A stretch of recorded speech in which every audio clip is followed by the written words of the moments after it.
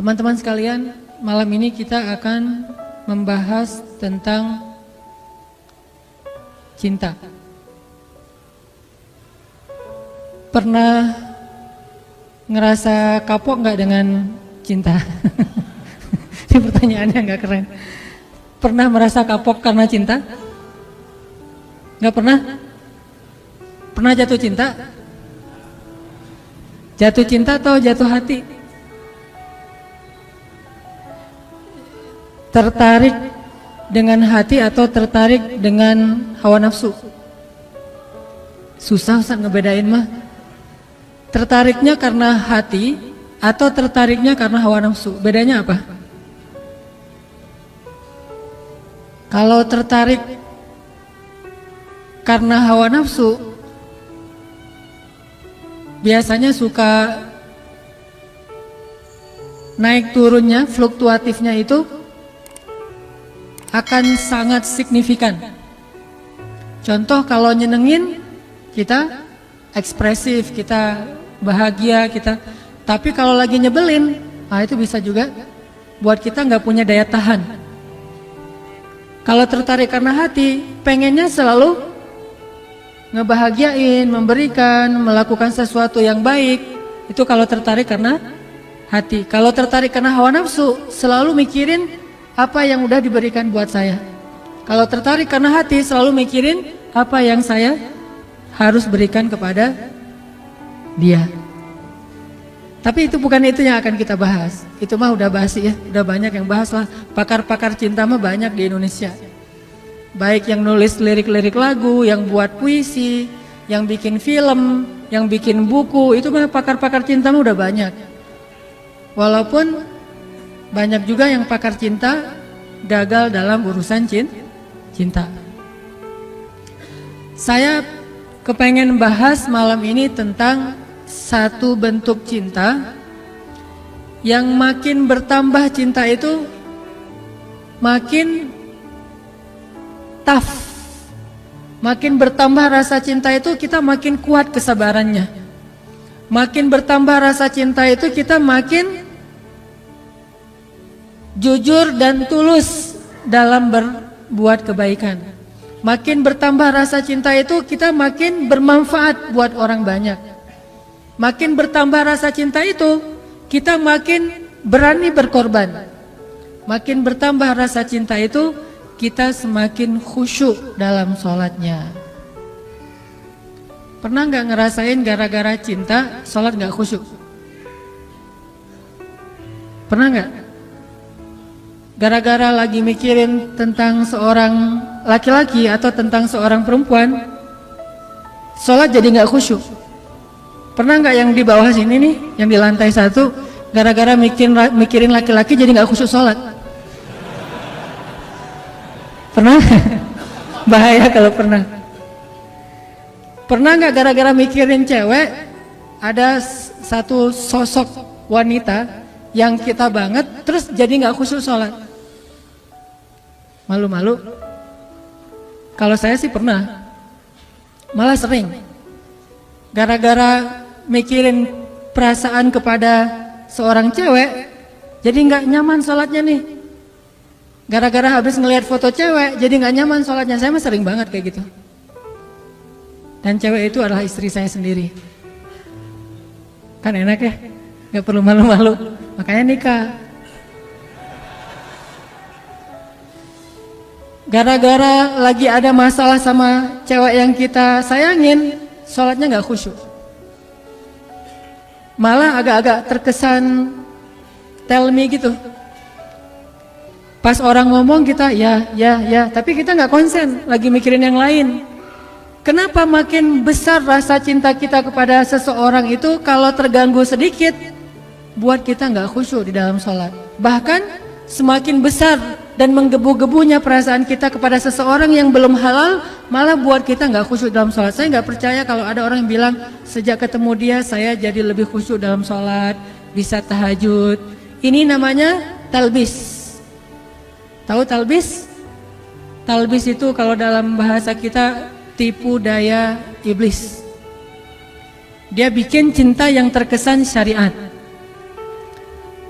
Mana cinta yang terkesan syariat? Cinta yang dibumbui dengan nasihat untuk tahajud. Cinta yang dibumbui dengan nasihat untuk baca Quran. Cinta yang dibumbui dengan nasihat ikut taklim bareng yuk gitu. Nunggu di mana? Di persimpangan itu. Saya nggak bawa kendaraan, ya udah bareng aja. Masih mending kalau naik motor kelihatan orang, kalau naik mobil nggak kelihatan siapa-siapa. Belum lagi kaca-kacanya itu pada anti sensor ya. Nah ini awalnya sih pengen ikut taklim, pengen bangunin tahajud, tilawah Al-Quran. Udah sampai juz mana? Udah sampai juz 20. Kamu di mana? Deket-deketan kamu lah, nggak akan jauh, kayak gitu ya. Hebat ya, kamu dua berapa? 21. Kok bisa? Soalnya saya nggak baca juz 1 sampai 20, bacanya juz 21 doang. Di mana kamu, saya di situ. Ini artinya cinta-cinta yang dibumbui dengan religi. Saya nggak ngomong baik atau buruk, cuman cinta yang kayak gini nih biasanya agak-agak modus. Hanya ketika pacaran doang bisa kayak gitu. Udah selesai, nanti udah halal, udah nikah. Kalau dia bukan karena Allah, itu akan berubah. Pasti kayak gitu. Makanya kita akan bahas satu cinta yang makin nambah itu makin khusyuk sholatnya. Yang makin nambah cinta itu makin buat kita bersemangat beramal soleh. Yang makin nambah cinta itu buat kita semakin istiqomah. Yuk kita baca Al-Quran dulu. Coba teman-teman buka surat At-Taubah ayat 24. Surat At-Taubah ayat 24.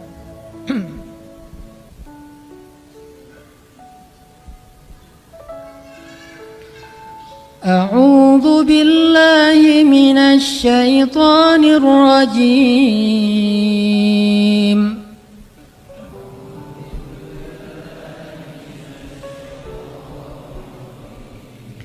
Qul in kana aba'ukum wa abna'ukum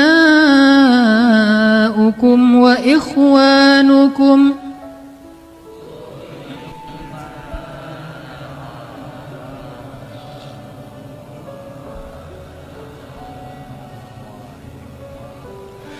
وإخوانكم وأزواجكم وعشيرتكم وأموال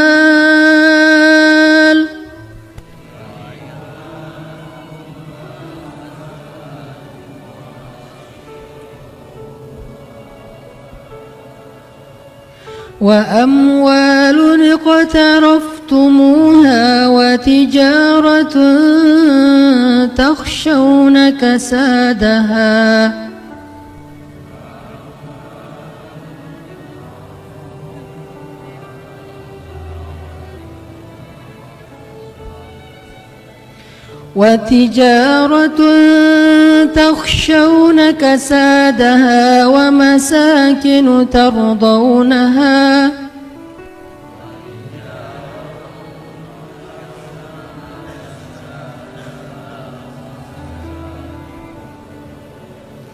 ومساكن ترضونها أحب إليكم من الله ورسوله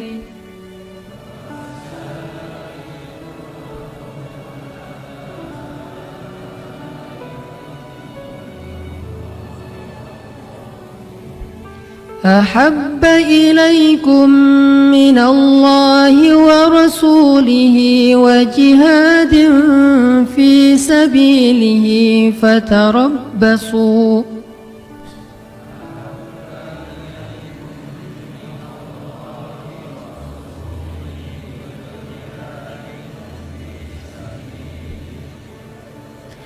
فتربصوا حتى يأتي الله بأمره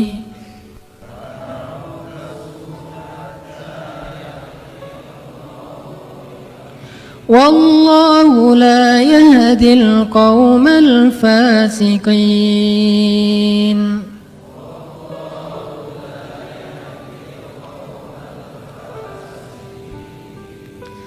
Katakanlah, jika ayah-ayah, anak-anak, saudara-saudara, istri-istri, serta keluargamu, harta kekayaan yang kamu usahakan, perniagaan yang kamu khawatirkan kerugiannya, dan tempat tinggal yang kamu sukai, lebih kamu cintai daripada Allah dan Rasul-Nya dan dari berjihad di jalan Allah, maka tunggulah sampai Allah mendatangkan keputusannya kepadamu, dan Allah tidak memberi petunjuk kepada orang-orang yang berbuat kefasikan.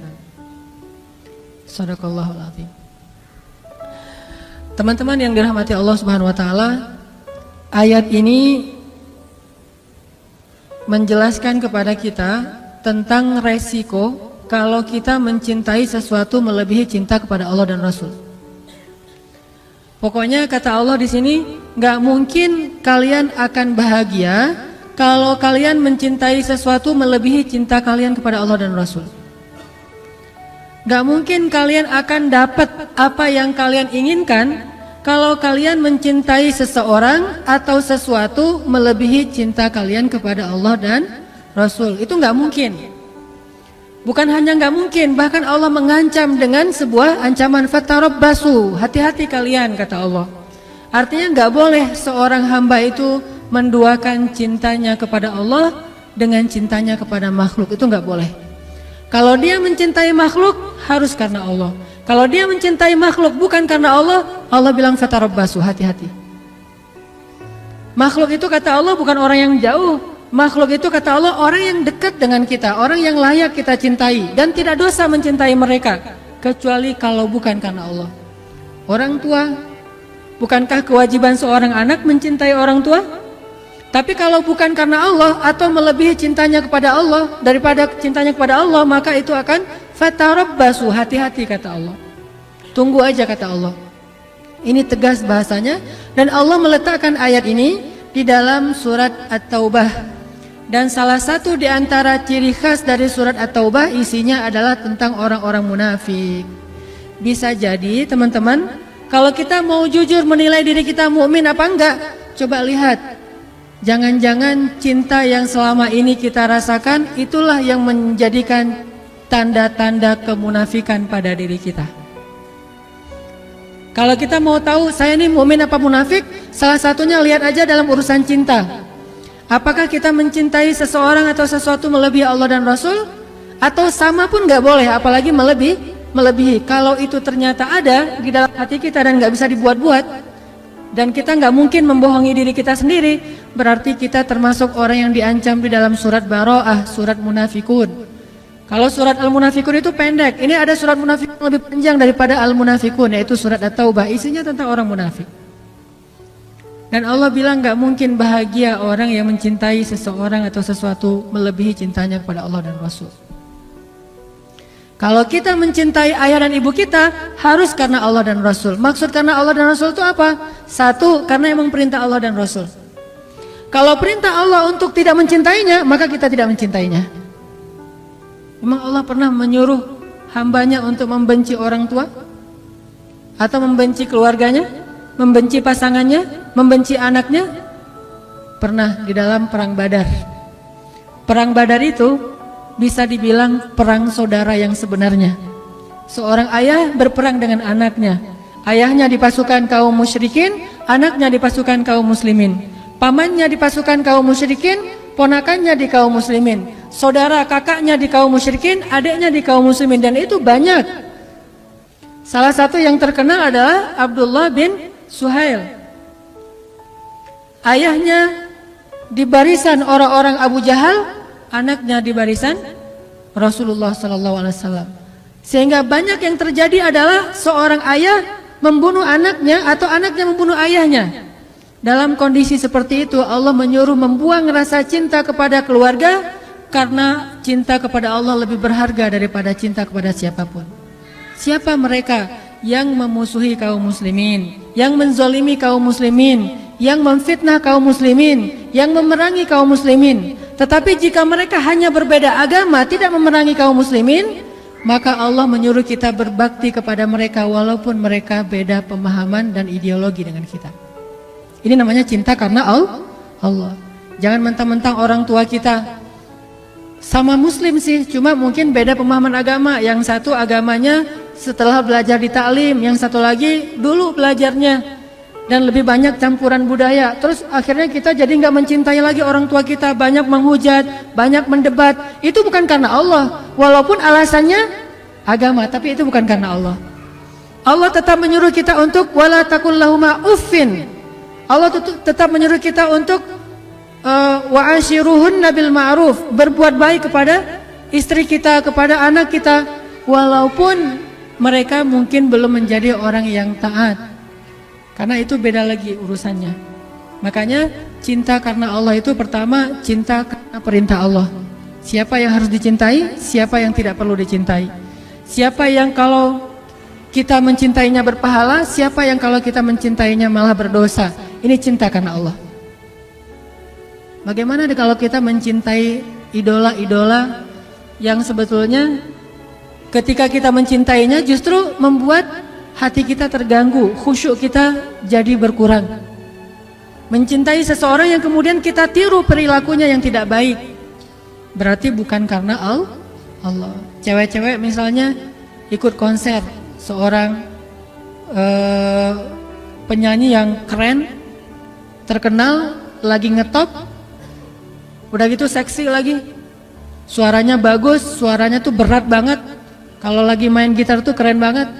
Pas kita nonton konsernya histeris. Jangankan itu, histeris terhadap mayit suami aja dilarang ya. Boleh histeris terhadap mayit suami?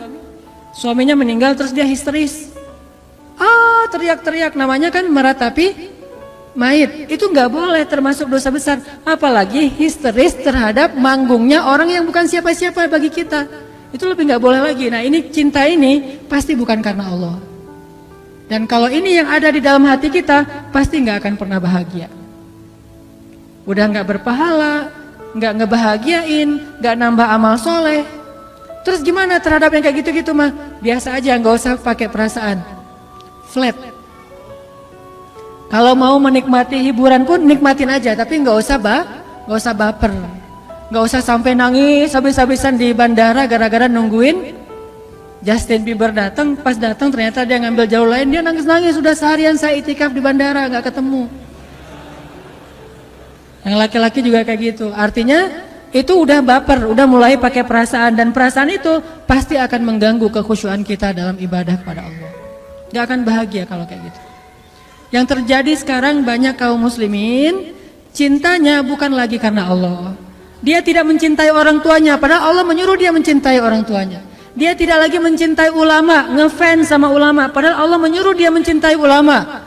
Wa kunu ma'as shadiqin, kata Allah, dan tetaplah kamu, jadilah kamu, bersamalah kamu dengan orang-orang yang salih. Dia tidak lagi menjadikan para sahabat sebagai idolanya. Ini bukan karena cinta karena Allah. Ini pasti cinta karena hawa nafsu atau talbisul iblis, godaan setan. Makanya coba kita revolusi cinta kita. Revolusi cinta. Dari cinta yang karena hawa nafsu, karena hiburan, karena keren menurut kita, menjadi cinta karena Allah. Tapi tetap bisa menikmati hiburan, kekerenan, segala macam yang sifatnya masih mubah, silakan dinikmati. Tetapi jangan pakai perasaan, karena itu berbahaya. Sekedar hiburan aja, karena Allah juga nggak ngelarang kita berhibur. Dalam istilah hukumah ada yang wajib, ada yang sunnah, ada yang mubah, ada yang makruh, ada yang haram, kan gitu ya. Maka sebagian besar hiburan itu adalah yang mubah. Mubah itu artinya nggak dilarang, nggak disuruh. Secara pahala nggak berpahala, nggak berdosa, biasa-biasa aja gitu. Nggak nambah pahala, nggak nambah dosa. Kayak kita misalnya lagi nyanyinya masih lagu-lagu yang biasa dan kita nyanyi sendiri, apalagi gitu ya. Nyanyi sendiri atau dengar musik sesuatu yang masih wajar, bukan musik-musik yang dilarang. Ini nggak nambah pahala, nggak nambah dosa. Atau jalan-jalan nambah pahala? Kalau jalan-jalannya murni karena pengen menikmati hari libur, pengen menikmati alam, pengen senang-senang dengan keluarga, teman, ini nggak nambah pahala, nggak nambah dosa, namanya mubah. Maka tidak masalah kita tetap menikmati hiburan, tetapi jangan libatkan perasaan cinta, karena hati itu adalah wadah yang kosong dan dia hanya bisa diisi dengan satu hal. Kalau sudah penuh dengan satu hal, nggak akan bisa diisi lagi dengan hal yang lain. Kalau sudah penuh dengan cinta yang bukan karena Allah, maka keluarlah cinta karena Allah. Biarkan dia kosong dulu, nanti diisi dengan cinta kepada Allah dan cinta karena Allah. Mencintai orang tua, mencintai ulama, mencintai orang soleh, mencintai orang-orang yang mencintai Allah dan mencintai amal-amal yang membuat kita dicinta oleh Allah Subhanahu wa taala. Ini cinta yang coba kita revolusi, kita bangun dalam hati kita. Dan kalau udah dapat, insya Allah beramal soleh itu akan ringan banget. Nanti kita dengarkan kisah-kisah inspirasinya. Mencintai Rasulullah SAW, mencintai para sahabat.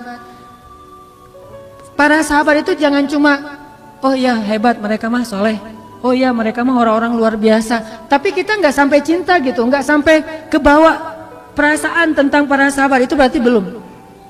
Apalagi kepada Rasul.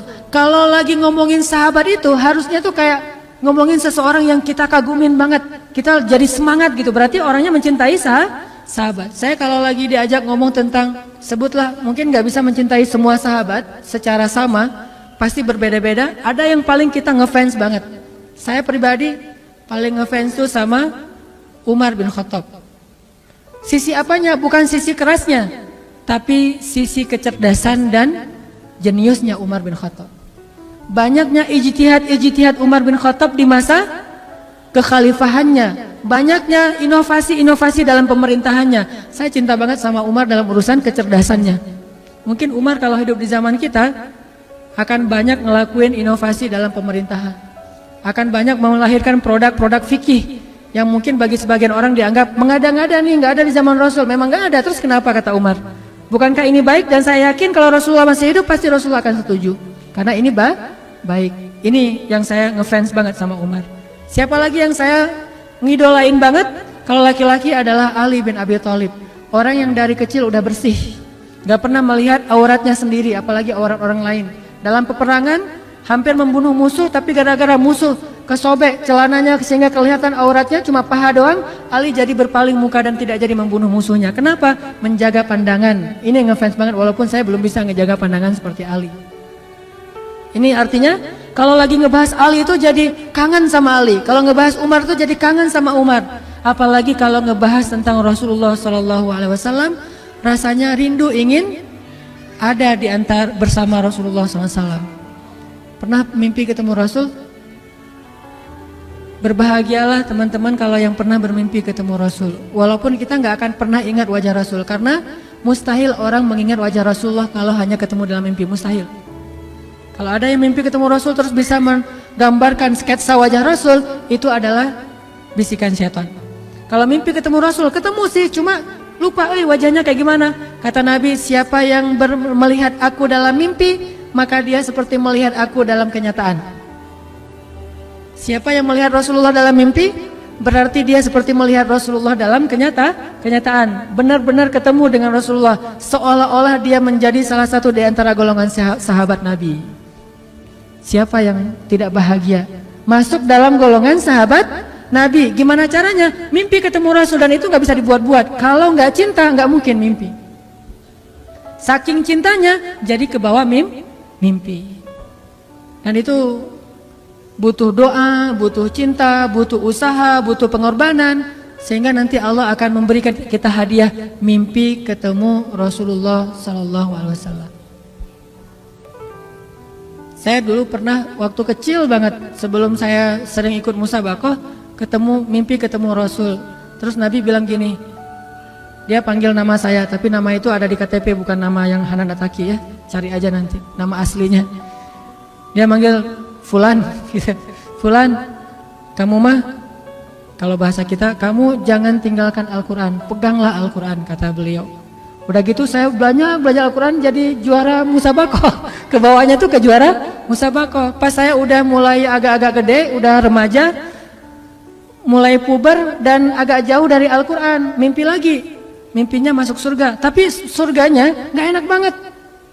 Surganya itu gelap, surganya itu gak ada lampu. Terus istananya itu kayak saung-saung yang udah reot gitu. Terus ada hujan, terus saya duduk dalam saung tuh terus kehujanan. Loh kok surga kayak gini ya, mending di rumah saya daripada di surga. Ternyata saya semakin jauh dari Al-Quran, Allah kayak ngasih sebuah gambaran tentang amal saya gitu. Amal kamu itu kayak gini, rapuh, gak jelas, gak ikhlas, pokoknya banyak aja tegurannya.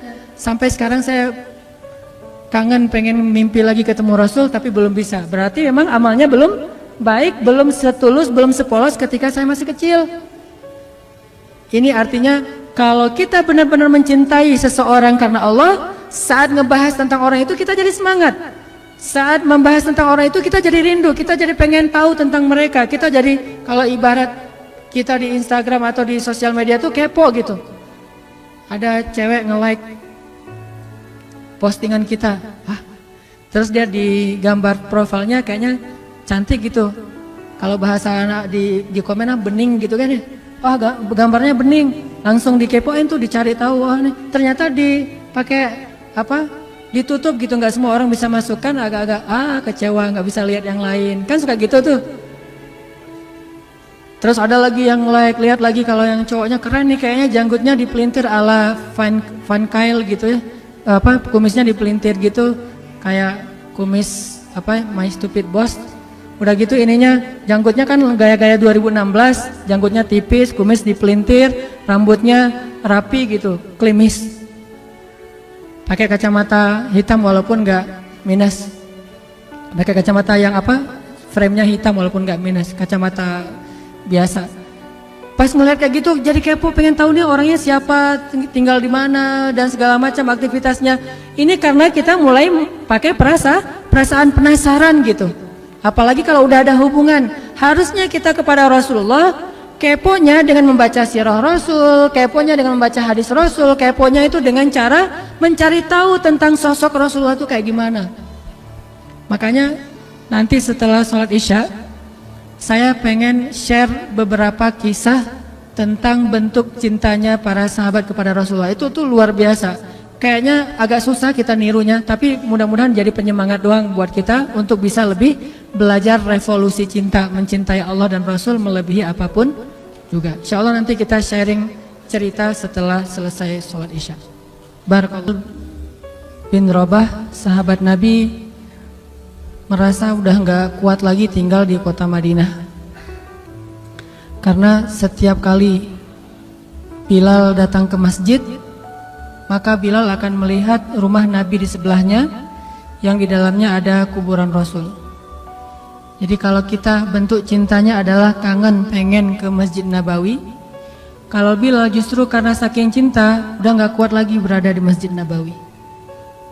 Karena orang yang dia cintai telah wafat. Sehingga sejak Rasulullah wafat, berkali-kali Bilal minta izin kepada Abu Bakar untuk ikut jihad dan gak pulang lagi ke Madinah, pengen tinggal di tempat yang lain. Tapi gak diizinkan oleh Abu Bakar, sampai akhirnya setelah sekian lama membujuk Abu Bakar bisa diizinkan, pergilah Bilal dan akhirnya Bilal tinggal di Syam. Kalau sekarang Suriah. Di sanalah Bilal menikah. Jadi selama ini dia asik dengan cintanya kepada Rasulullah sehingga gak sempat mikirin pernikahan. Jadi kalau masih ada yang ngerasa galau soal pernikahan, mending belajar mencintai Allah dan Rasul aja deh.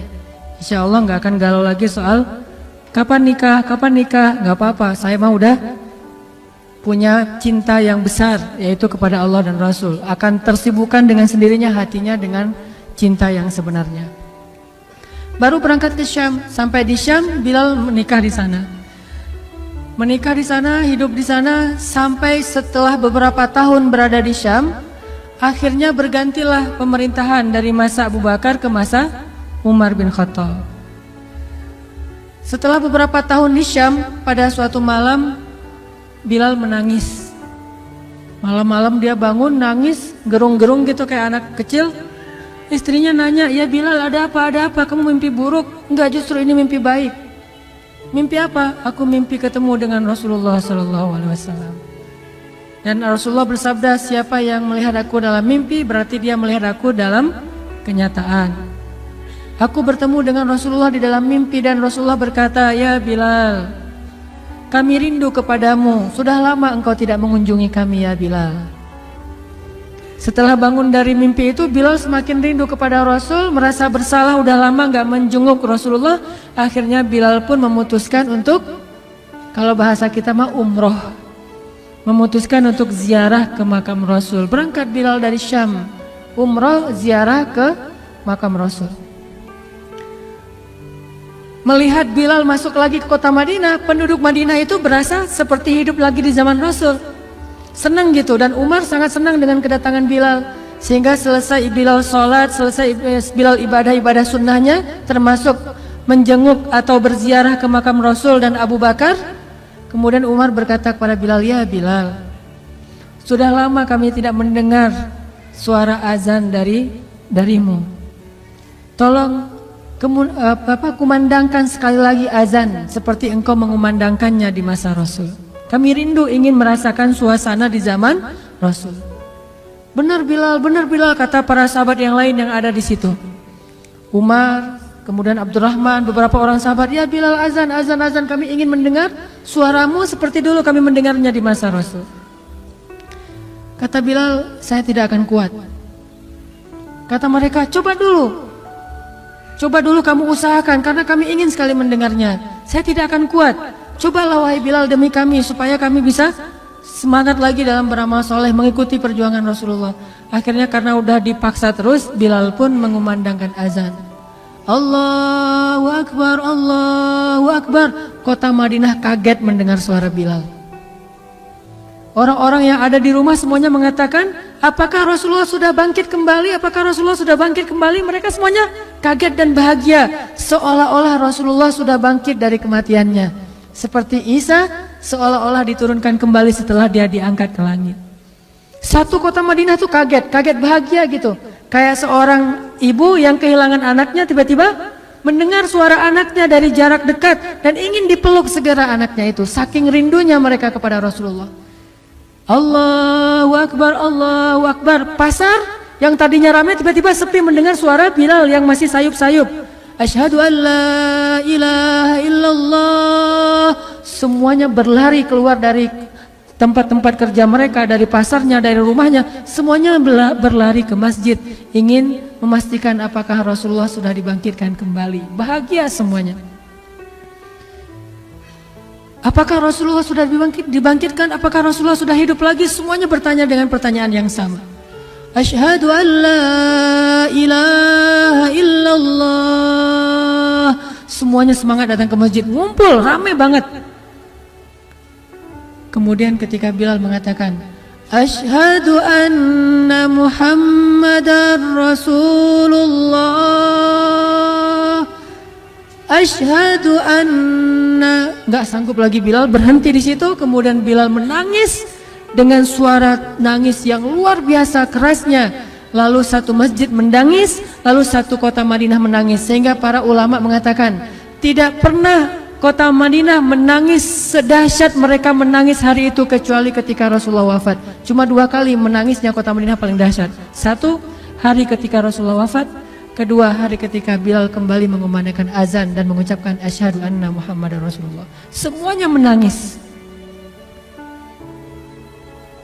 Semuanya merasa kehilangan Rasulullah. Semuanya merasa bahwa mereka ingin kembali di zaman ketika Rasulullah masih hidup. Lalu mereka bertanya setelah semuanya selesai menangis, "Ya Bilal, kenapa kamu tadi menangis?" Kata Bilal, "Dulu biasanya kalau saya selesai mengumandangkan azan, saya akan datang ke hujrahnya Rasul." Hujrah Rasulullah itu kamarnya Rasul, rumah kecilnya Rasul. Selesai azan saya akan datang ke rumahnya Rasulullah dan memanggil, "Ya Rasulullah, as-salah, as-salah." Rasulullah nggak keluar sampai mendengar suara Bilal memanggil beliau secara khusus. Udah selesai azan, Bilal manggil Rasul, "Ya Rasulullah, as-salah, as-salah." Baru Rasulullah keluar dengan wajah berseri-seri.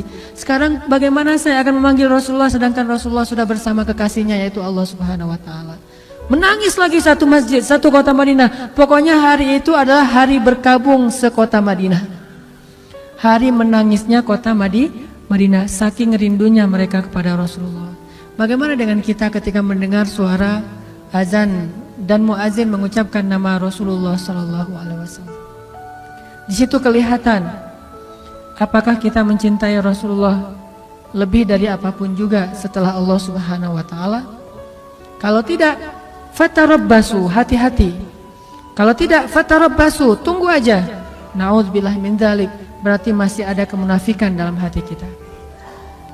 Bagaimana kita, apakah hati kita merasa gemetar, bergetar ketika kita mendengar suara seseorang mengatakan Muhammad sallallahu alaihi wasallam, Rasulullah sallallahu alaihi wasallam? Apakah hati kita bergetar seperti bergetarnya hati seorang kekasih ketika mendengar suara kekasihnya, nama kekasihnya disebutkan? Kalau yang pernah jatuh cinta banget, jatuh cinta berat, pasti tahu banget gimana rasanya ketika ada seseorang yang menyebutkan nama orang yang dia cintai. Pasti berubah suasana perasaannya, hatinya, ekspresi wajahnya, itu pasti. Kalau yang pernah merasakan cinta berat. Kalau yang belum pernah, ya tanya aja ke yang udah pernah. Itu pasti tuh. Namanya misalnya ditulis di mana?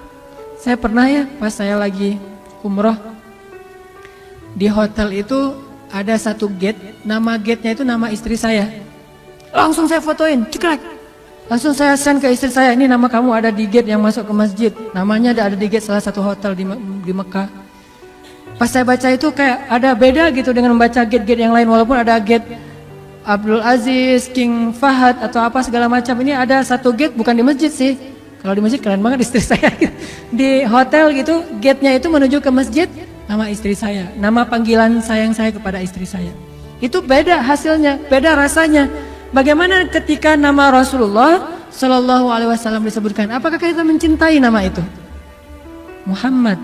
Sehingga kita ingin memberikan nama itu kepada anak kita. Atau kita senang dipanggil Muhammad. Orang Arab kalau nggak tahu namanya pasti memanggilnya Muhammad, gitu kan? Bukan, saya bukan Muhammad, saya Hanan. Enggak, saya Muhammad. Nama saya Hanan, tapi saya cinta dengan Muhammad. Atau mereka manggilnya ya Abdullah. Kalau dipanggil oleh orang Arab Abdullah ya, jangan bilang saya bukan Abdullah. Abdullah, enggak, saya bukan Abdullah. Terus kita hamba siapa kalau bukan hamba Allah kan ya? Abdullah itu panggilan universal, semua manusia itu Abdullah. Dan secara akhlak kita harusnya senang dipanggil Muhammad, orang yang terpuji akhlaknya. Muhammad, alhamdulillah, mudah-mudahan sesuai dengan nama yang diberikan kepada saya. Walaupun nama aslinya bukan itu. Abdullah, ya saya Abdullah, nama saya Hanan gitu. Bukan saya bukan Abdullah, terus saya siapa? Kan nggak mungkin kan? Semua kita adalah Abdullah. Begitulah cintanya Bilal, cintanya para sahabat kepada Rasulullah, rindu kepada Rasulullah SAW. Terus bagaimana cara kita sekarang mencintai Rasul sementara Rasulullah sudah nggak ada? Apakah hanya dengan menangis ketika mendengar namanya disebutkan dalam lantunan azan? Ada cara lain. Cara kita mencintai Rasulullah setelah Rasulullah tidak ada adalah mencintai para pewaris-pewaris Rasul. Al-ulama warasatul anbiya. Pewaris Rasulullah itu adalah para pembawa risalah dakwah dan para ulama. Ulamaul ummah, ulamanya umat kaum muslimin. Saya bukan ulama, saya hanya dai biasa. Dan saya sangat merasa berat jika dipanggil ulama karena nggak pantas banget. Nanti kalau teman-teman mau tahu siapa ulama, saya akan berikan rekomendasi, cintai dia. Dialah pewaris Rasul. Belajar mencintainya seperti sahabat mencintai Rasul. Belajar kangen bertemu dengannya seperti sahabat kangen bertemu dengan Rasul. Belajar dekat dengannya seperti sahabat dekat dengan Rasulullah. Itu bentuk cinta kita kepada Rasulullah kalau kita tidak lagi sezaman dengan Rasulullah. Mencintai pewaris-pewaris Rasul, para ulama. Cari para ulama itu dengan ciri-ciri yang diberikan oleh Rasulullah. Ciri ulama itu apa aja? Lalu cari orang yang memiliki ciri-ciri itu, cintai dia, kangen sama dia. Itulah bentuk cinta kita kepada Rasulullah SAW. Ini kisah Bilal.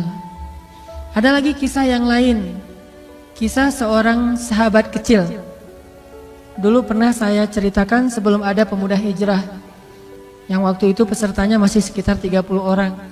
Yaitu Abdullah bin Zubair.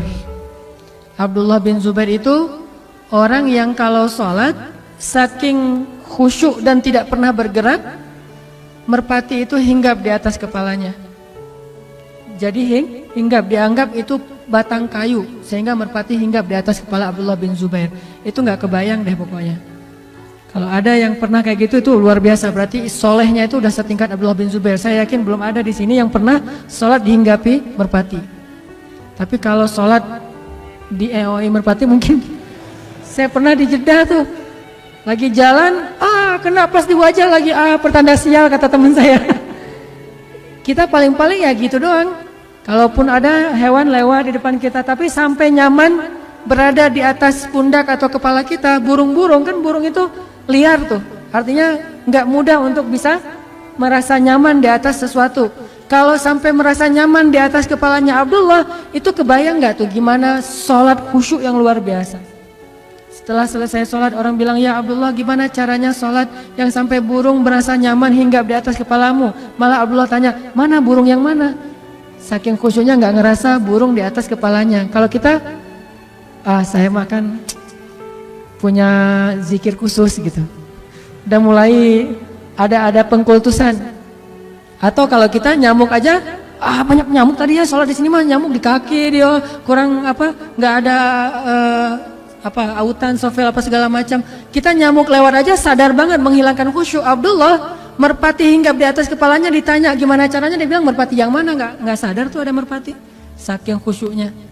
Abdullah bin Zubair, dia adalah anak pertama yang lahir di kota Madinah dari orang muhajirin. Anak pertama dari orang muhajirin yang lahir di kota Madinah. Artinya tahun pertama hijrah dia lahir. Berarti Rasulullah wafat usianya berapa? Ketika Rasulullah wafat usia Abdullah berarti berapa? 10 tahun. Anak kecil kan? Baru kelas 4 SD, 10 tahun. Nah, ada adegan anak di bawah 10 tahun, berarti ini adegan ini sebelum Rasulullah wafat, berarti kurang dari 10 tahun tapi udah punya cinta yang besar kepada Rasulullah. Berbahagialah kalau kita punya anak yang cinta kepada Allah, cinta kepada Rasul, cinta kepada orang-orang soleh. Ini udah punya percikan-percikan kesolehannya Abdullah bin Zubair. Dan harus punya anak kayak gini. Makanya saya kemarin, walaupun saya nggak layak dicintai kayak gitu, tapi saya ngelihat sesuatu yang inspiring dari salah satu anak teman-teman kita di sini, yang dia kangen dengan ustadz yang menurut dia soleh, walaupun kenyataannya nggak soleh, cuma ya nggak apa-apa lah, husnuzan dia ya mudah-mudahan jadi kenyataan. Dia kangen dengan ustadz itu, pengen ketemu ustadz itu, udah lama nggak ketemu. Ini baik, sama kayak Abdullah bin Zubair yang mencintai Rasulullah SAW. Pasti usianya masih di bawah 10 tahun, karena Rasulullah wafat dia 10 tahun. Gimana bentuk cintanya? Suatu saat Rasulullah sedang bekam, keluarin darah. Ketika darahnya udah keluar, Rasulullah bilang ke Abdullah, tolong buang darah ini ke tempat yang nggak ada yang lihat, nggak ada yang tahu. Oh ya siap ya Rasulullah. Sami'na wa ata'na, ambil darah itu, dia pergi lama, datang senyum. Kata Rasulullah, kamu buang di mana ya Abdullah? Saya buang ke tempat yang tidak ada yang tahu kecuali saya dan Allah dan saya. Hah? Di mana itu ya Abdullah? Rasulullah curiga, terus Rasulullah tanya, ya Abdullah, kamu telan darahnya, kamu minum? Iya ya Rasulullah. Diminum sama dia coba. Darah Rasul diminum sama anak usia di bawah 10 tahun. Kenapa ya Abdullah? Ya Rasulullah, saya tidak rela setetes darahmu ini dinikmati oleh makhluk yang lain. Saya lebih pengen menikmatinya daripada yang lain. Daripada saya buang dinikmati sama semut segala macam, mending saya ya Rasulullah, karena saya mencintaimu ya Rasulullah. Coba lihat ekspresi anak kecil di zaman Rasul. Ditelan darah Rasulullah, dan darah bekam itu nggak sedikit, bisa 1 labu tuh. Minimal setengah labu, nelan darah karena saking cintanya. Siapa yang ngajarin? Nggak ada yang ngajarin, itu ekspresi aja. Karena emang dia cinta banget sama Rasulullah, gila dengan cintanya kepada Rasulullah, sampai akhirnya dia minum darah yang kalau bahasa kita darah kotor, tapi Rasulullah nggak punya darah kotor. Diminum sama dia, terus Rasulullah kemudian mengatakan, tidak akan dimakan oleh api neraka seseorang yang di dalam tubuhnya ada darah aku, yaitu Abdullah bin Zubair, salah satu yang dijamin tidak akan masuk api neraka. Lalu Rasulullah mendoakan Abdullah bin Zubair, mendoakan khusyuknya sholat, mendoakan syahidnya, sehingga dia meninggal dalam keadaan dibunuh, kemudian jasadnya digantung di Ka'bah. Kan ada tuh adegan di masa seorang penguasa yang sangat zalim, setelah masa Ali bin Abi Thalib, Abdullah bin Zubair dibunuh, kemudian jasadnya digantung di Ka'bah beberapa hari tapi tidak membusuk. Berharap ibunya Asma binti Abi Bakar, kakaknya Aisyah, mengambil jasadnya dengan memohon-mohon kepada si pembunuh. Setelah lama ditunggu, ibunya nggak datang-datang, membiarkan jasad anaknya tergantung. Akhirnya si pembunuh ini yang putus asa, datang ke Asma, ya Asma, anak kamu sudah saya gantung, kok kamu nggak datang-datang? Kok kamu nggak bermohon kepada saya supaya saya turunkan jasad anakmu dan dikuburkan? Kata Asma, yang saya tahu bukan kamu yang telah mencelakakan dia, tapi dia yang mencelakakan kamu nanti di akhirat. Demi Allah, saya tidak akan menghinakan diri saya dengan cara memelas kepadamu untuk menurunkan jasad anak saya. Akhirnya diturunkan sendiri sama si pembunuhnya, diturunkan akhirnya diserahkan kepada keluarga. Abdullah bin Zubair, anak kecil, apa yang telah dia dapatkan dari Rasulullah SAW? Ilmu apa sehingga dia mencintai Rasulullah lebih daripada apapun? Bahkan dia rela meminum darah Rasulullah. Kemudian ada Abdullah yang lain, namanya Abdullah bin Umar, anaknya Umar bin Khattab, sniper, ulama pula, banyak ilmu dan jago nembak, jarang meleset. Abdullah bin Umar pernah ketika suatu hari dalam jamuan makan bersama Rasulullah, biasanya yang di sebelah kanan Rasulullah itu Abu Bakar, kemudian Umar, kemudian orang-orang yang seniornya para sahabat. Kali ini di sebelah kanannya Rasulullah itu langsung duduk Abdullah bin Umar. Langsung dia masuk ke tengah-tengah sahabat, langsung duduk sebelah Rasulullah, nggak mau diganggu, udah gini di samping Rasulullah. Kemudian para sahabat heran, Abdullah kenapa kayak gitu? Anak-anak yang lain pada main, dia mah duduk di sebelah Rasulullah. Kemudian Rasulullah tersenyum, ya Abdullah, maukah kamu memberikan tempat ini kepada yang lebih tua? Kata Abdullah, tidak ya Rasulullah. Ke yang lain dia mau. Ke Abdullah, tidak ya Rasulullah. Saking cintanya kepada Rasulullah, tidak ya Rasulullah. Kenapa ya Abdullah? Saya tidak rela makanan pertama yang engkau sentuh akan disentuh oleh orang lain sebelum saya. Saya ingin makanan yang disentuh oleh Rasulullah, roti yang disobek oleh Rasulullah, maka bekas sobekan Rasulullah, kalau perlu bekas minumnya Rasulullah dari gelas itu ingin diminum oleh Abdullah bin Umar. Kayak gitu ekspresi cintanya Abdullah kepada Rasulullah. Coba. Kenapa? Karena mereka tahu tidak ada yang lebih layak dicintai setelah Allah daripada Rasulullah. Ini yang kita coba belajar. Tidak ada yang lebih layak kita habis-habisan dalam urusan perasaan dan cinta kecuali Allah dan Rasulullah. Kemudian yang lain itu pun karena Allah dan Rasul. Sampai Nabi mengatakan, tidaklah beriman seseorang di antara kalian sampai dia mencintai aku melebihi cintanya terhadap dirinya sendiri. Umar datang, ya Rasulullah, aku mencintaimu seperti aku mencintai diri sendiri. Itu kan udah keren tuh. Kata Rasulullah, nggak cukup ya Umar. Terus bagaimana? Katakan aku mencintaimu melebihi cintaku kepada diriku sendiri. Ada yang kayak gitu? Banyak. Sahabat rata-rata kayak gitu. Makanya jangan gampang menghujat para sahabat. Kita dibandingkan mereka mah nggak ada apa-apanya. Cuma kita sedikit tahu cerita tentang mereka. Kalau kita tahu cerita yang banyak tentang mereka, kita akan sadar bahwa kita cuma debu dibandingkan kesolehan mereka. Salah satu yang cintanya luar biasa kepada Rasulullah itu adalah seorang ibu yang tidak disebutkan namanya dalam cerita ini. Ketika Rasulullah SAW pulang dari perang, dia bertanya, bagaimana dengan Rasulullah? Apakah Rasulullah selamat? Terus orang-orang mengatakan, ya ibu, ayahmu meninggal dalam peperangan ini, syahid. Dia bilang, bagaimana dengan Rasulullah? Ya ibu, kakakmu meninggal dalam perang ini. Kata dia, bagaimana dengan Rasulullah? Dia nggak peduli, ayahnya meninggal, kakaknya meninggal, bagaimana dengan Rasulullah? Cuma kalau kita punya ibu kayak gini agak-agak nelangsa juga ya. Saya mah saya mah nggak ada apa-apanya gitu. Suami yang punya istri kayak gini, gimana dengan Rasulullah? Saya lagi luka nih, Rasulullah gimana? Aduh, gimana perasaan kita? Berarti kita belum mencintai dia karena Rasul. Masih cemburu kepada Rasul, kan nggak boleh cemburu kepada Rasul atau ya? Dia mah ditanya, ayahmu meninggal, Rasulullah gimana? Kakakmu meninggal, Rasulullah gimana? Anakmu meninggal, 3, ayahnya, kakaknya, anaknya meninggal dalam perang itu. Dia tanya Rasulullah gimana? Kemudian mereka mengatakan Rasulullah baik-baik saja dan tidak terluka. Baru dia mengatakan, selama Rasulullah baik-baik saja, musibah saya itu tidak masalah.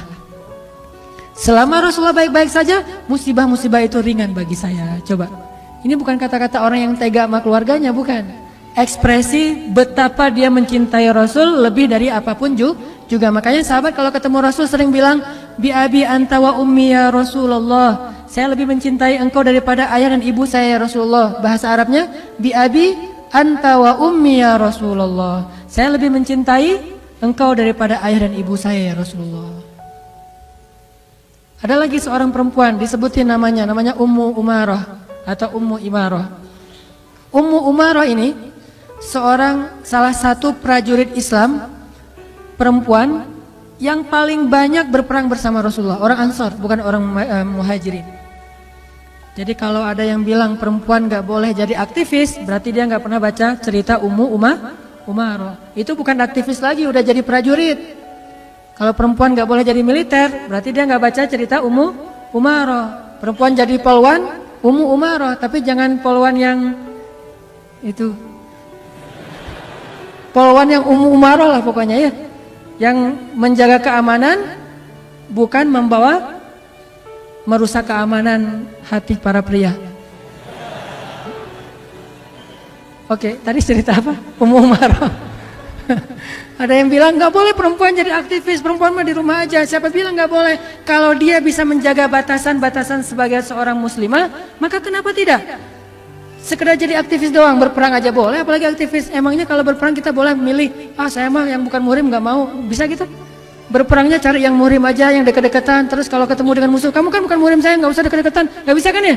Namanya perang bukan cuma bersentuhan dengan musuh, dengan kulit dengan kulit. Bahkan bajunya bisa sobek, jilbabnya bisa kesingkap. Namanya orang berperang.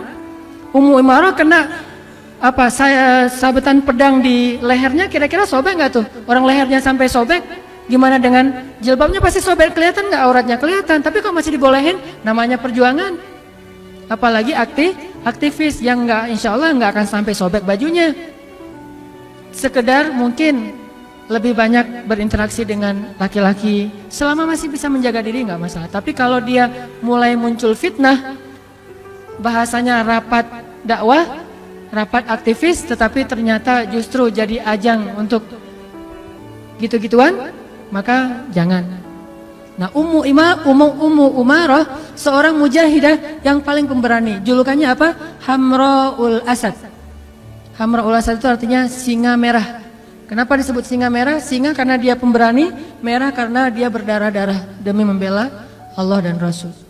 Dalam perang Uhud, ketika kaum muslimin dalam keadaan terpukul mundur, dalam keadaan kacau balau, Rasulullah tinggal sendiri. Tidak ada yang melindungi dan Allah merekam itu di dalam Al-Quran. Ketika kalian pergi dan meninggalkan Rasul di belakang sendiri, siapa yang balik arah dan membela Rasulullah waktu itu? Salah satunya di antara sedikit orang yang balik lagi untuk melindungi Rasulullah adalah Ummu Umaroh.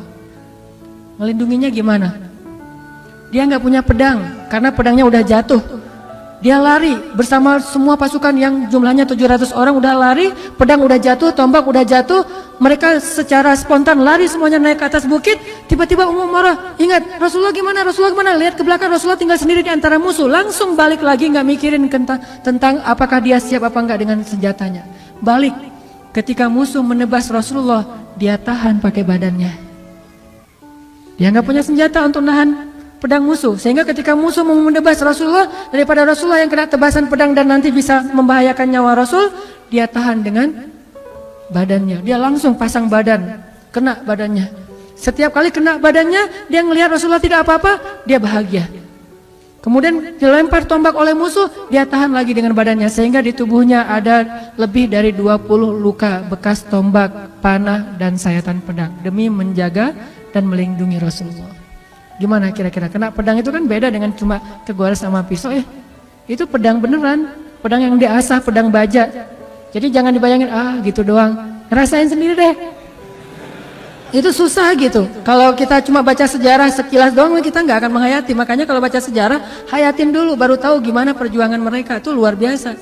Kalau kena peluru meninggal, oke. Kalau kena pedang kan nggak meninggal, tanggung kan ya. Sakit tapi nggak mati gitu. Kalau kena peluru sakit langsung mati. Nggak tahu sih kalau yang bener nggak gitu, matinya udah nggak sakit. Katanya kalau udah mati nggak sakit lagi, jadi udah selesai gitu. Tapi kalau kena pedang sampai 20 sayatan pedang gimana tuh rasanya tuh? Sobek seluruh tubuhnya, termasuk yang paling parah tuh bagian lehernya. Dia tahan lehernya. Mungkin kalau kita pertama banget pas Rasulullah mau kena kita tahan, oke lah karena belum tahu rasanya gitu ya. Wah saya tahan deh pakai tubuh saya deh. Oh ternyata sakit, nggak jadi deh. Kan bisa aja gitu. Ini enggak 20 kali, berarti kan benar-benar rela banget dia mati demi Rasulullah. Kalau sekali doang mungkin masih orang nekat lah gitu. Orang nekat sekali kena, yang kedua udah nggak berani karena emang ternyata sakit banget. Tapi ini 20 kali, perempuan lagi tuh. 20 kali menahan serangan musuh dengan tubuhnya sendiri. Sampai kemudian dia ditandu untuk pulang, nggak bisa jalan lagi, udah babak belur. Rasulullah juga kena tombak. Di antara yang waktu itu ngelindungi Rasulullah itu adalah Ukasyah, Kemudian makanya Ukasyah itu masuk surga satu di antara 70.000 orang tanpa hisab. Kemudian Abu Bakar, kalau perempuan itu Ummu Umarah. Pas pulang Rasulullah dirawat, Ummu Umarah dirawat. Karena dia perempuan, dirawatnya berbeda dengan laki-laki, punya tenda sendiri. Lagi dirawat, lagi diperban, lagi dijahit, bekas luka-lukanya yang udah sobek kayak gitu, lagi dijahit nih. Dan orang dulu nggak pakai bius kalau ngejahit, kalau sekarang udah pakai bius masih teriak-teriak. Kayak saya kemarin mau di ini aja di opname di rumah sakit itu, wah ternyata sakit juga ya, karena apalagi ternyata pembuluh darah saya kecil. Jadi pas susternya nyari-nyari pembuluh darah saya itu ternyata salah, bukan pembuluh darah, kulit, digini-giniin. Saya teriak-teriak di rumah sakit. Itu Pak Bejo ngelihat, pas saya lagi teriak, pas ada yang ngunjungin lagi tuh, jadi malu-maluin. Ternyata Ustadz teriak juga kalau lagi sakit. Baru jarum doang udah teriak-teriak, soalnya digini-giniin di bawah kulit saya. Udah gitu infusnya dialirkan, ternyata nggak masuk ke dalam pembuluh darah, malah masuk ke bawah kulit saya jadi bengkak gitu. Ini kenapa nih suster? Salah Pak, ternyata nggak masuk pembuluh darah. Tarik lagi. Berkali-kali loh. Pelajarannya harus olahraga biar pembuluh darahnya gede. Saya karena kurang olahraga di tangan, olahraga di yang bagian lain, jadi akhirnya pembuluh darah saya kecil.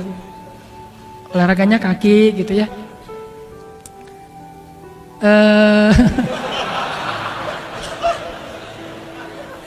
Astagfirullahaladzim. Terbawa suasana. Apa tadi? Ummu Umarah lagi dijahit gitu ya. Sobek tuh, lukanya lagi dijahit.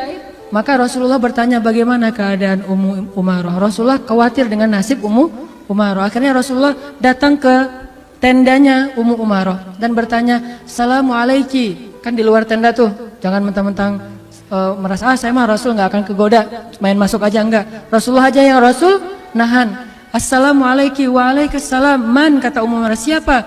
Rasulullah. Langsung Ummu Umarah berdiri, coba. Lagi diperban, lagi dijahit, lagi dalam keadaan sakarat kayak gitu. Pas tahu Rasulullah yang datang, langsung berdiri, langsung nutup semua luka dia. Dia nggak mau Rasulullah tahu kalau dia itu luka parah, sehingga Rasulullah jadi sedih.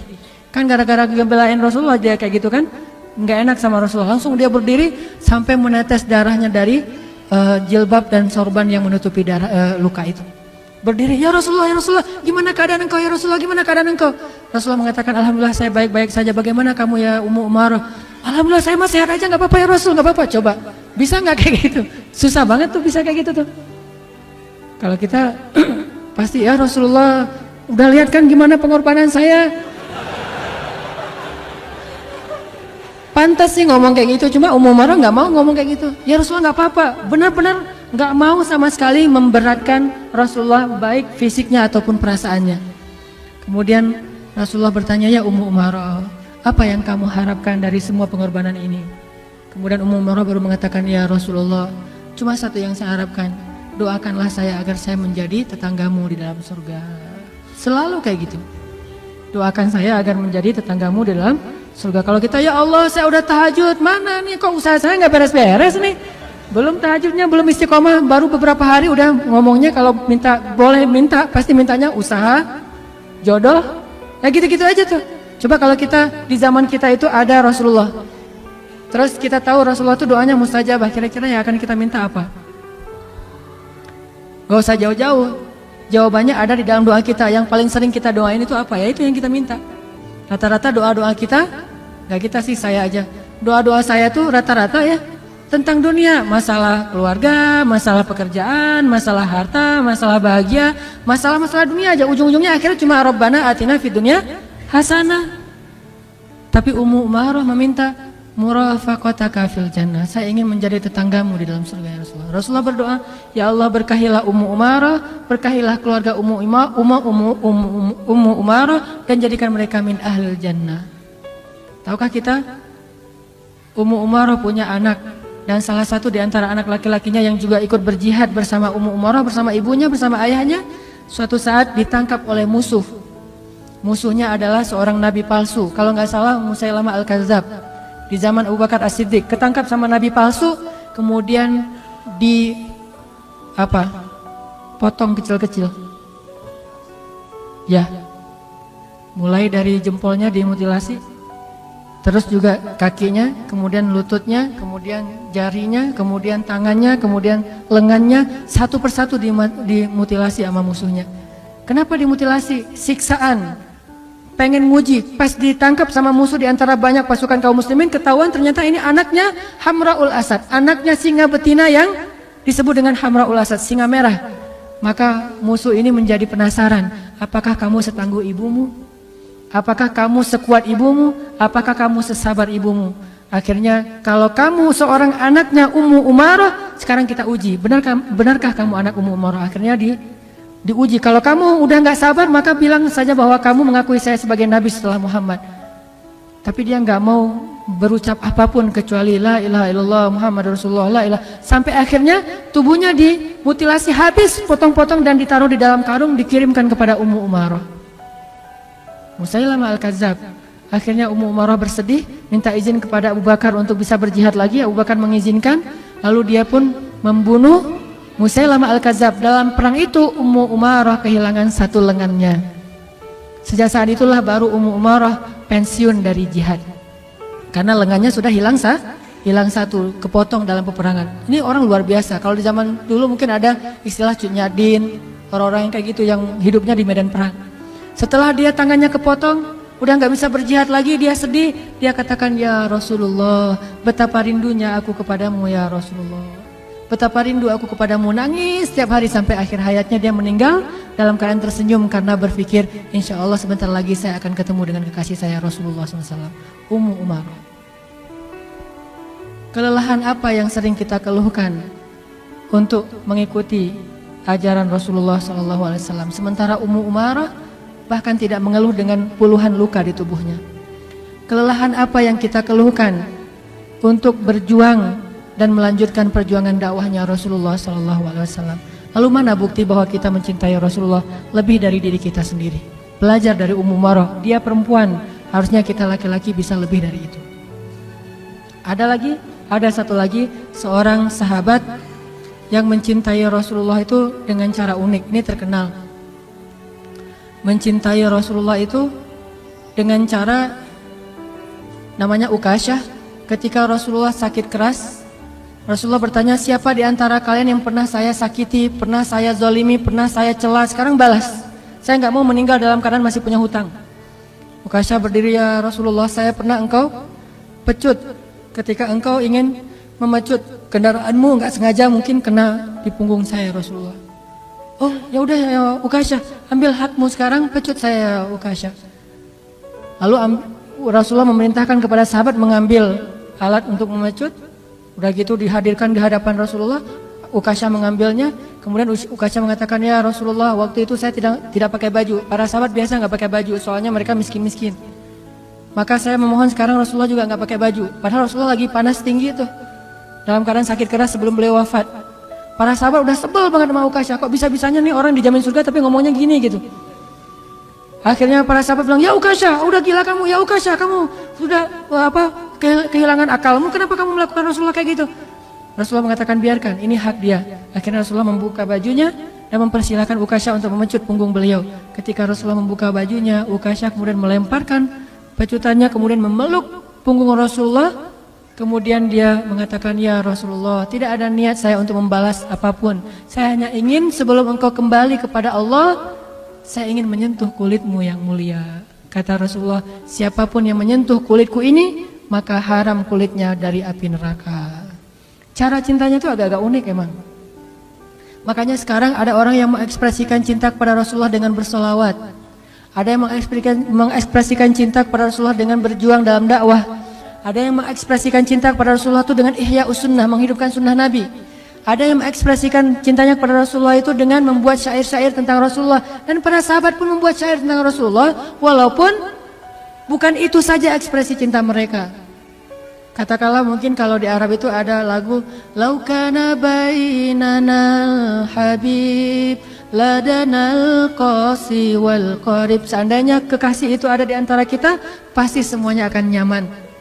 Kalau di Indonesia ada lagu Rindu kami padamu ya Rasul. Itu ekspresi cinta. Ada yang mengekspresikannya dengan syair-syair yang tidak dinyanyikan tetapi dibacakan. Ada yang mengekspresikannya dengan memperingati Maulid Rasulullah. Ini semuanya ekspresi cinta dan tidak ada batas dalam mengekspresikan cinta.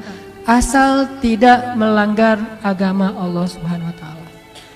Bukankah para sahabat mengekspresikan cintanya tidak diajarkan oleh Rasulullah? Apakah Ukasyah disebut bid'ah dengan cara mengekspresikan cintanya dengan memeluk tubuh Rasulullah? Ya Ukasyah ini bid'ah, saya nggak pernah ngajarin. Nggak pernah Rasulullah bilang kayak gitu. Namanya orang mengekspresikan cintanya kan ya. Begitu juga dengan tadi Abdullah bin Zubair meminum darah. Bukankah darah itu sesuatu yang haram? Tetapi dia minum dan khusus untuk Rasulullah ada pengecualian. Dan Rasulullah nggak mengatakan bahwa ini tidak pernah saya ajarkan. Kenapa kamu lakukan wahai Abdullah? Tidak, itu ekspresi cinta. Selama tidak melanggar syariat, ekspresikan cinta kita dengan cara-cara yang baik. Saya pribadi, walaupun mungkin cinta saya kepada Rasulullah jauh dibandingkan sahabat kepada Rasul, tapi saya mencoba untuk mengekspresikan cinta saya itu dengan berjuang dalam gerakan dakwah, walaupun dakwahnya masih kecil-kecilan. Motivasi saya adalah Rasulullah dulu berjuang, saya ingin meneruskan perjuangannya semampu saya. Inilah ekspresi cinta kita kepada Rasulullah SAW. Maka teman-teman sekalian, kalau kita rindu sama Rasul, ingin ketemu dengan Rasulullah nanti di akhirat, seperti Fatimah bertanya, ya ayah, nanti di padang mahsyar kalau saya rindu sama ayah pengen ketemu, ketemunya di mana? Kata Fatimah. Kata Rasulullah, kalau kamu pengen ketemu dengan saya wahai Fatimah, tunggulah saya di telaga Al-Kautsar. Rasulullah itu nanti di padang mahsyar ada di Al-Kautsar. Kalau di Sirat ada di awal Sirat. Kalau nabi yang lain itu ada di akhir Sirat. Bedanya Rasul dengan nabi yang lain yang jumlahnya ribuan, nabi-nabi yang lain itu melintasi sirat dulu terus nunggu umatnya di ujung sirat sambil mengatakan Allahumma salim salim, Allahumma salim salim, ya Allah selamatkan umat kami, selamatkan umat kami. Mereka ada di ujung sirat, tapi Rasulullah tidak di ujung sirat, beliau ada di awal sirat. Setiap umatnya datang maka beliau akan membantu. Siapa yang dibolehkan oleh Allah untuk dibantu, maka akan beliau bantu dengan syafaat yang Allah izinkan. Nanti di surga Rasulullah ada di Firdaus. Di padang mahsyar Rasulullah ada di Kautsar. Di Sirat beliau ada di awal titian Sirat.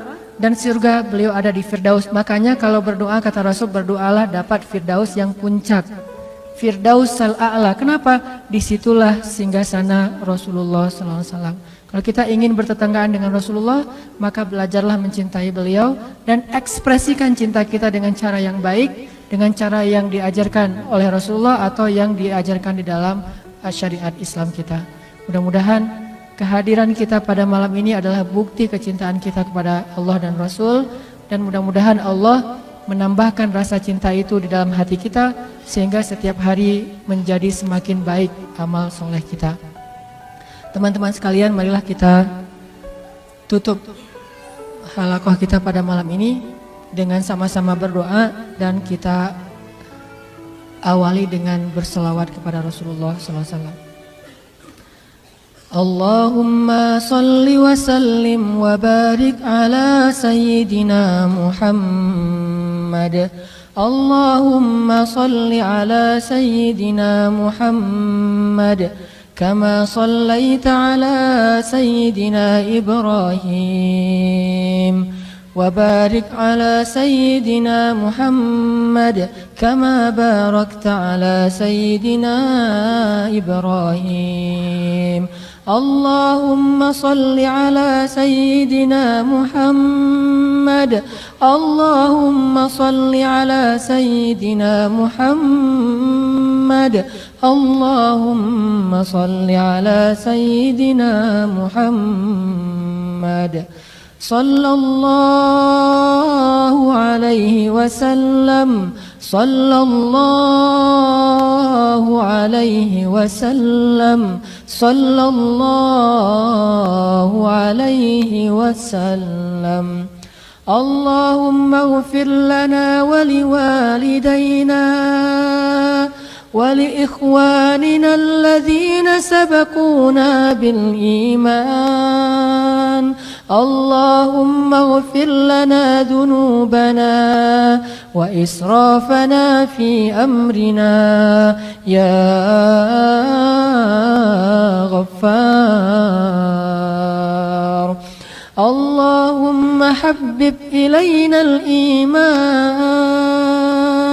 وزينه في قلوبنا وكره إلينا الكفر والفسوق والعصيان واجعلنا من الراشدين يا مجيب السائلين يا أرحم الراحمين يا ربنا يا ربنا يا إلهنا قصدناك يا كريم ربنا ما أرحمك ربنا ما أرحمك ربنا ما أكرمك ربنا ما أجودك يا الله يا رب السماوات والأرض يا ربنا يا غفار يا غفور اغفر لنا يا غفار اغفر لنا يا غفار اغفر لنا ذنوبنا يا غفور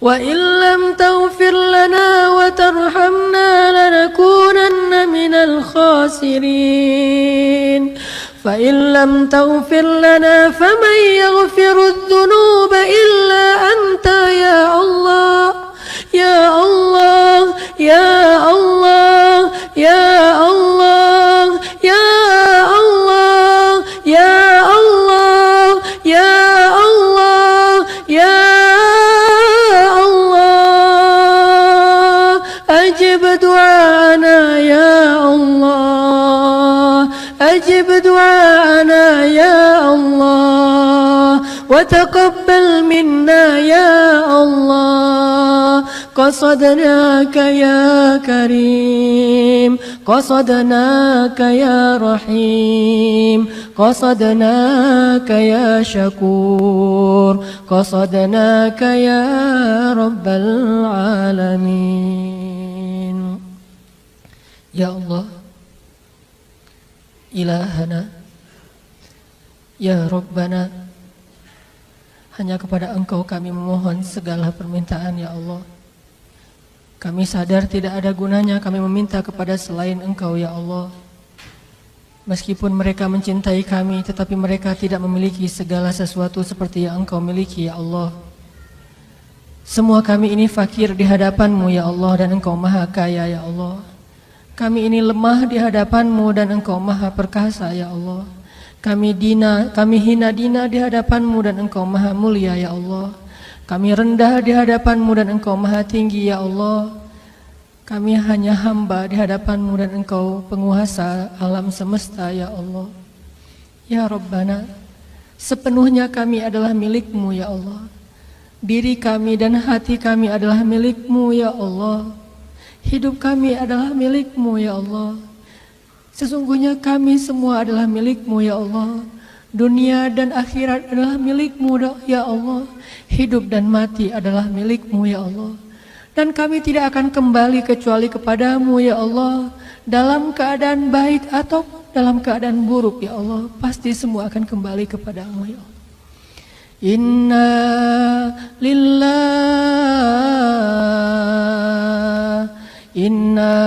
lillah, kami semua milik-Mu ya Allah. Wa inna ilaihi raji'un, dan pasti kami semua akan kembali kepadamu. Pasti ya Allah, kami akan kembali kepadamu ya Allah. Tidak ada keraguan sedikit pun, pasti kami akan kembali kepadamu ya Allah. cepat ataupun lambat, sekarang ataupun nanti, hari ini ataupun esok, ataupun suatu saat pasti.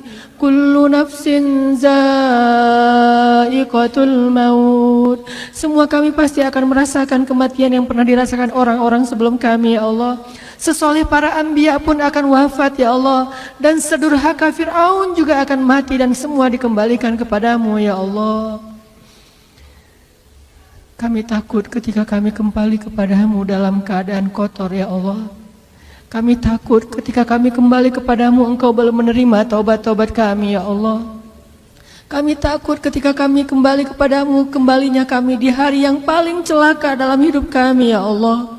Kami takut ketika kami kembali kepadamu, kami masih menyimpan sombong di dalam hati kami, ya Allah. Sedangkan Rasulmu mengatakan tidak akan masuk surga orang yang di dalam hatinya ada kesombongan walaupun sekecil zarah, ya Allah. Bersihkanlah hati kami, ya Allah. Kami takut kembali kepadamu dalam keadaan su'ul khatimah, ya Allah. Ampunkanlah dosa-dosa kami, ya Allah. Jika hari ini adalah hari terakhir dalam hidup kami, maafkanlah kekurangan dari amal-amal kami hari ini, ya Allah. Dan terimalah taubat kami, ya Allah. Jika Ramadan kali ini mungkin adalah Ramadan terakhir bagi kami, ya Allah, jadikanlah Ramadan kali ini adalah Ramadan terbaik dalam hidup kami, ya Allah. Jangan Engkau biarkan sehari pun berlalu dengan sia-sia, ya Allah. Karena kami tidak tahu apakah ada kesempatan yang lebih baik daripada Ramadan setelah ini, ya Allah. Beri kami hidayah, ya Allah, agar kami bisa menggunakan waktu kami sebaik-baiknya, ya Allah. Beri kami hidayah, ya Allah, agar kami bisa beramal sebanyak mungkin sebelum kami kembali kepadamu, ya Allah. Karena harta yang kami kumpulkan tidak lagi bermanfaat bagi kami nanti di akhirat, ya Allah. Keluarga yang kami banggakan tidak lagi bisa menolong kami nanti di akhirat, ya Allah. Nama besar yang sering membuat kami menjadi sombong tidak lagi bermanfaat bagi kami di akhirat, ya Allah. Para pengikut orang-orang yang mengidolakan kami, mereka tidak bisa menolong kami nanti di akhirat, ya Allah.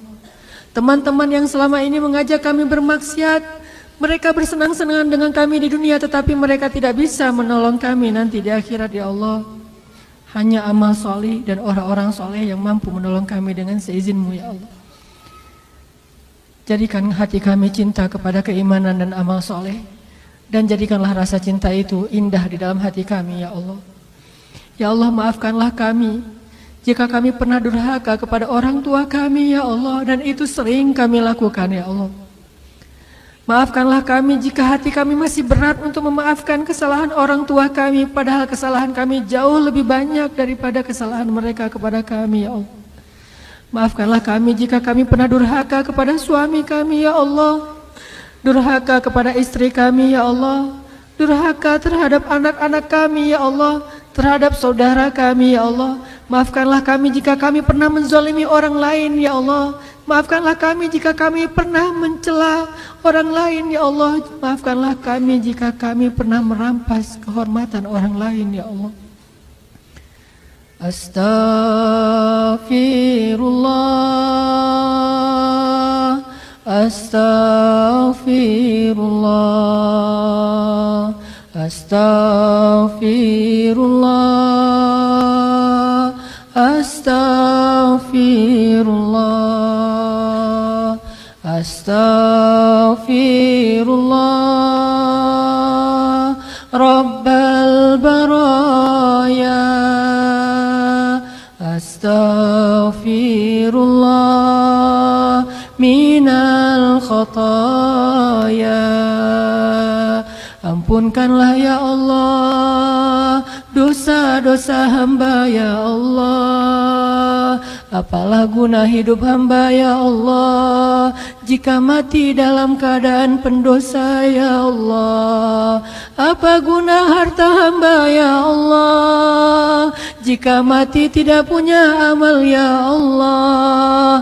Apa guna pengikut hamba, ya Allah, setelah mati kami sendiri di dalam kubur, ya Allah. Apa guna kesombongan dan kebanggaan, ya Allah, Jika mati kami tidak membawa apa-apa ya Allah, apa guna dunia dan seisinya ya Allah, jika kekekalan hanya ada di akhirat ya Allah. Sadarkanlah hati kami ya Allah, jangan biarkan kami tertipu oleh dunia ya Allah, jangan biarkan kami silau dengan fata morgana ya Allah, jangan biarkan hidup kami sia-sia ya Allah, jangan biarkan waktu kami sia-sia ya Allah. Lindungilah hamba-Mu ya Allah, kami berserah diri kepadamu ya Allah. La haula wa la quwwata illa billah, la haula wa la quwwata illa billah, la haula wa la quwwata illa billah. Ya Allah, sampaikanlah salam rindu kami kepada Rasulullah, sampaikanlah salam rindu kami kepada keluarga Rasulullah, sampaikanlah salam rindu kami kepada para sahabat, khususnya kepada Bilal bin Rabah. Ya Allah, jadikanlah hati kami mencintai Rasul seperti lembutnya hati Bilal dalam mencintai Rasulullah sallallahu alaihi wasallam. Rabbana atina fid dunya hasanah wa fil akhirati hasanah wa qina adzabannar. Subhanakallahumma wa bihamdika asyhadu an la ilaha illa anta astaghfiruka wa atubu ilaik. Assalamualaikum warahmatullahi wabarakatuh.